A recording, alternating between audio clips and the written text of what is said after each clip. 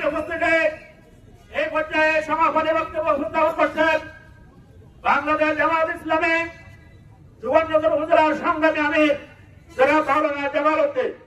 বিসমিল্লাহির রহমানির রহিম।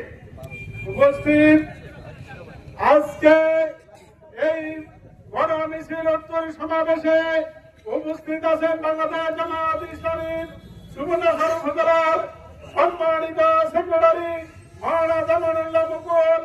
উপস্থিত আছেন আজকে এই গণ মিছিল উত্তর সমাবেশে প্রধান অতিথি হিসাবে বাংলাদেশ জামাত ইসলামী নোয়াখালী জেলার সাবেক সম্মানিত আমির, নোয়াখালী জেলা শুরা কর্মকর্তার সদস্য, সুবর্ণচরের কৃতি সন্তান মহতারাম ডাক্তার বুরহানুদ্দিন সাহেব। উপস্থিত আছেন সুবর্ণচর উপজেলার নেতৃবৃন্দ, ইউনিয়নের নেতৃবৃন্দ, সম্মানিত এই বাজারের ব্যবসায়ী ভাইরা। উপস্থিত আছেন আমার সম্মানিত প্রশাসনের কর্মকর্তাবৃন্দ, সম্মানিত সাংবাদিক ভাইরা।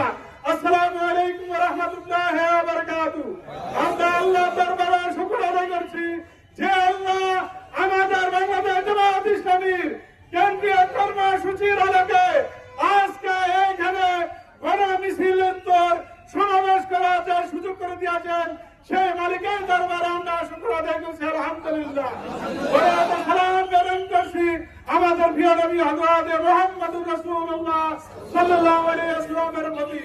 সম্মানিত উপস্থিতি, আপনারা যে আজকে সকল দলবল নির্বিশেষে আজকে আমাদের গণমিছিলকে, আমাদের প্রোগ্রামকে বাস্তবায়ন করার জন্য যে আপনারা সহায়তা করেছেন, এই জন্য আমি সর্বস্তরের লোককে ধন্যবাদ ও মোবারকবাদ জানাই। সম্মানিত উপস্থিতি, আমাদের প্রধান অতিথি বলেছেন আমাদের জুলাই সনদ এখন পর্যন্ত বাস্তবায়ন হয় নাই। আমরা চাই জুলাই সনদ বাস্তবায়ন করতে হবে। আমরা সরকারের কাছে উদাত্ত আহ্বান জানাবো। আমাদের প্রায় 2000 মতো ভাই শাহাদাত বরণ করেছে আর প্রায় 30,000 মতো আহত হয়েছে। এদের রক্তের বিনিময়ে আমরা চাই এই দেশে জুলাই সনদ বাস্তবায়ন হোক। তার সাথে সাথে আমরা যে গণভোট দিয়েছিলাম, গণভোটের রায়ও বাস্তবায়ন হোক। তার সাথে সাথে আমরা সরকারকে দাবি জানাবো জুলাই আন্দোলনে যারা শাহাদাত বরণ করেছে, পুঙ্গত্ব বরণ করেছে, আমরা ওদের বিচার দাবি করছি।